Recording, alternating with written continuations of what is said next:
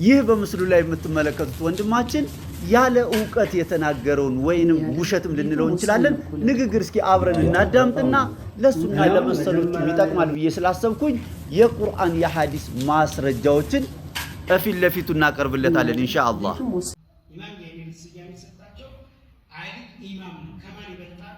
ከአቡበክር ይበልጣል፣ ከዑመር ይበልጣል። ነብዩ ሰለላሁ ዐለይሂ ወሰለም ገዲር ኹም የሚባል ቦታ ላይ አላህ ወህይ ያወረደላቸው ካንተ በኋላ ወሲያው መተላለፍ ያለበት ኺላፋው ለዓሊ።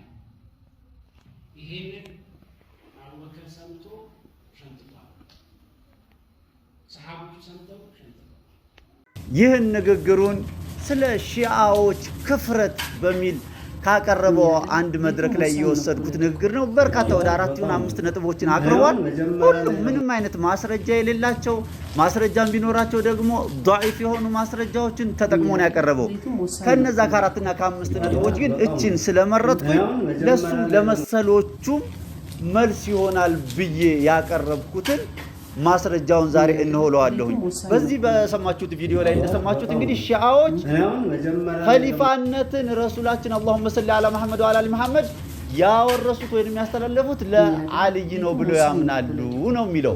አቡበከርና ዑመርም ቢሆኑ ኸሊፋነቱን ከረሱል ፊት ከሰሙ በኋላ ሸምጥጠዋል፣ ኸሊፋነቱን ክደዋል ብሎ ያምናሉ ብሎ ነው ያቀረበው። እነዚህ ሁለቱን ነጥቦች እስኪ ለመመልከት እንሞክር። በመጀመሪያ ረሱላችን አላሁመ ሰሊ ዐላ መሐመድ ወዐላ አሊ መሐመድ ኸሊፋነታቸውን ለማን ነው ያወረሱት የሚለውን እስኪ በማስረጃ እንመልከት። ምስሉ ላይ እንደምትመለከቱት በሶሂህ ቡኻሪ ኪታብ በሐዲስ ቁጥር 7198 ላይ ከአቢ ሰዒድ አልኹድሪ የተላለፈ ዘገባ ነው።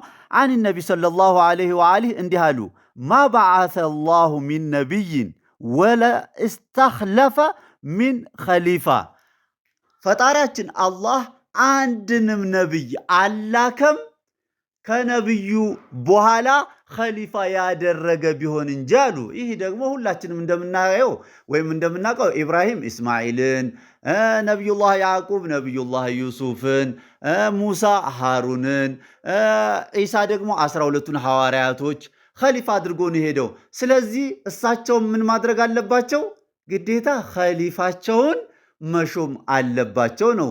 ይህ ከሆነ ቅሉ ማንን ሾሙ ለሚለው ጥያቄ ደግሞ كتاب السنة لابن أبي عاصم صفحة 565 يقول عن ابن عباس قال رسول الله صلى الله عليه وآله لعلي أنت مني بمنزلة هارون من موسى إلا أنك لست نبيا إنه لا ينبغي أن أذهب إلا وأنت خليفتي في كل مؤمن من بعدي.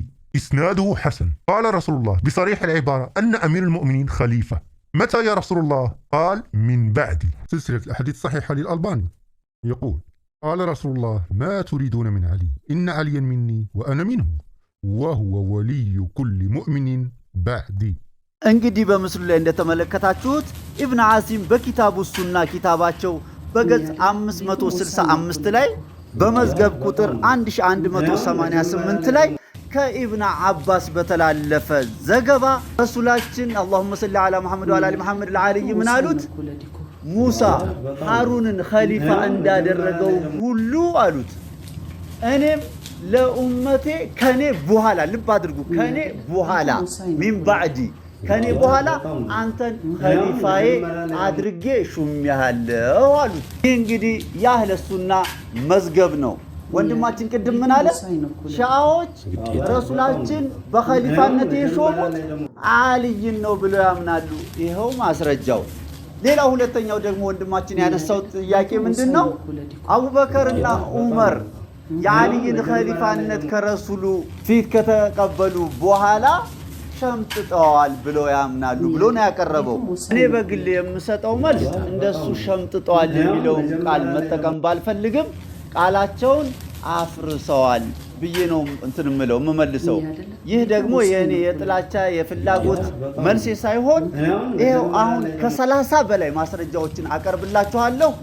ረሱላችን መሐመድ አላሁመ ሰሊ ዐላ መሐመድ ወዐላ አሊ መሐመድ ዓልይን ገዲር ኹም ላይ አቁመው ሰሃባውን ሁሉ ሰብስበው መን ኩንቱ መውላሁ ፈዓልዩም መውላህ ካሉ በኋላ እኔ አለቃው የሆንኩት ሁሉ ከኔ በኋላ አለቃው ዓልይ ነው ብለው ቃል ኪዳን ካስገቡ በኋላ መጀመሪያ ወደ አልይ በመምጣት ቃል ኪዳናቸውን የሰጡት እንኳን ደስ ያለ የኔም የረሱልም ኡማ አለቃ በመሆንህ ደስ ብሎኛል ብለው ቃል ኪዳን የሰጡት አሁን በምስሉ ላይ እንደምትመለከቱት አቡበከርና ዑመር ነበሩ ይላል። ጥቂቶቹን ማስረጃዎች እነሆ ልላችሁ ወደድኩ። ሙስነድ አህመድ ቢን ሐንበል በአራተኛው ሙጀለድ ገጽ 281፣ ኢብን አቢ ሸይባ በሙሰነፋቸው በሰባተኛው ሙጀለድ ገጽ 503 ላይ፣ ከንዙል ዑማል በ13ኛው ሙጀለድ ገጽ 134 ላይ፣ አራዚ ተፍሲሩል ኩብራ ኪታባቸው በ12ኛው ሙጀለድ ገጽ 2 እና ገጽ 49 ላይ፣ ሰዓለቢ በተፍሲራቸው በአራተኛው ሙጀለድ ገጽ 92 ላይ፣ ታሪክ መዲነቱ ዲመሽቅ በ42ኛው ሙጀለድ ገጽ 220፣ በታሪኹል ኢስላም ባቸው በ3ኛው ሙጀለድ ገጽ 632 ላይ፣ አልቢዳያ ወኒሃያ በ5ኛው ሙጀለድ ገጽ 229 ላይ፣ በዚሁ ኪታብ በ7ኛው ሙጀለድ ገጽ 386 ላይ፣ ሐዋሪዝሚ በመናቂብ አሊ ቢን አቢ ጣሊብ ኪታባቸው ገጽ 156 ላይ፣ ኢብን ከሲር በሲረቱ ነበዊያ ኪታባቸው በአራተኛው ሙጀለድ ገጽ 418 ላይ፣ ጀዋሂሩል መጣሊብ በአንደኛው ሙጀለድ ገጽ 184 ላይና በርካታ በምስሉ ላይ እንደምትመለከቱት ከ38 ያላነሱ ማስረጃዎችን እናገኛለን ማለት ነው። በዚህ ረሱላችን አላሁመ ሰሊ ዐላ ሙሐመድ ወዐላ አሊ ሙሐመድ ለአልይ ኺላፋቸውን ማውረሳቸውን አስመልክቶ ሰፋ ያለ ማብራሪያ ከነ ማስረጃው እንፈልጋለን የምትሉ ሰዎች አሁን በምስሉ ላይ የምትመለከቱትን በዩቲዩብ ላይ ነብዩ መሐመድ ሰለላሁ ዐለይሂ ወአሊሂ ኸሊፋቸው አድርገው የሾሙት አልይን ነው ብላችሁ በመጻፍ ቢያንስ ከአንድ ሰዓት ያላነሰ ጊዜን ተጠቅሜ ያዘጋጀሁትን ዝርዝር ጉዳይ ከነ ማስረጃው ማግኘት ትችላላችሁ እላለሁ። ታዲያ አቡበከርና ዑመር ረሱላችን ፊት ቀርበው ለአልይ ኸሊፋነት ቃል ኪዳናቸውን ከሰጡ በምን መልኩ በምን መንገድ ነው ኸሊፋ ሊሆኑ የቻሉት የሚል ጥያቄ ይነሳባችሁ። ለዚህም ነው እኔ ቃላቸውን አፍርሰዋል የምለው። በዚህም ዝርዝር ጉዳይ አቡበከር እንዴት ኸሊፋ ሆነ፣ ዑመር እንዴት ኸሊፋ ሆነ፣ ዑስማን እንዴት ኸሊፋ ሆነ፣ አልይ እንዴት ኸሊፋ ሆነ የሚለውን ማወቅ እንፈልጋለን የምትሉ በዩቲዩብ ላይ ታላቁ ሰሃባ የአቡበከር ኸሊፋ አያያዝ፣ ታላቁ ሰሃባ የዑመር፣ ታላቁ ሰሃባ የዑስማን፣ ታላቁ ሰሃባ የአልይ ኺላፋ አያያዝ ታሪክ ብላችሁ በመጻፍ ዝርዝር ጉዳይ ማግኘት ትችላላችሁ እላለሁኝ። በተጨማሪም ኢስላማዊ ታሪክን በዝርዝር ማወቅ እንፈልጋለን የምትሉ ሰዎች በዩቲዩብ ኢማማችን ማን ነው ብላችሁ ወደ እኔ ዩቲዩብ ሊንክ በመግባት ዝርዝር ጉዳይ እስከ ዛሬ ሰምታችሁ የማታውቋቸውን ኢስላማዊ ታሪኮችን ማግኘት ትችላላችሁ እላለሁ። እንግዲህ በዛሬው ፕሮግራሜ ይህም ወንድማችንም የሆነ እውቅና ፈልጎም ሊሆን ይችላል፣ አላቅም፣ አላህ ነው የሚያውቀው። በሌላ ምክንያት ውሸት ወይንም ምንም አይነት መረጃ ሳይኖረው ያቀረበው ጉዳይ ምናልባት ተከታዮቹን ደጋፊዎቹን ሊያስደስት ይችላል። ግን ያስደሰተበት መንገድ ምንም አይነት መረጃ የሌለው ስም በማጥፋት ላይ የተመሰረተ ነው ባይ ነኝ። አንድ ሰው ለመታወቅ ከፈለገ ታዋቂ የሆነን አካል ይሳደብ፣ በዛው እከሌ ከሌን እኮ ሰደበው በሚል ይታወቃል የሚለውን መስፈርት ተጠቅሞ ሊሆን ይችላል። ለሁላችንም አላህ ሂዳያ ይስጠን እላለሁ። ወሰላሙ አለይኩም ወራህመቱላሂ ወበረካቱ። አላሁመ ሰሊ ዐላ ሙሐመድ ወዐላ አሊ ሙሐመድ።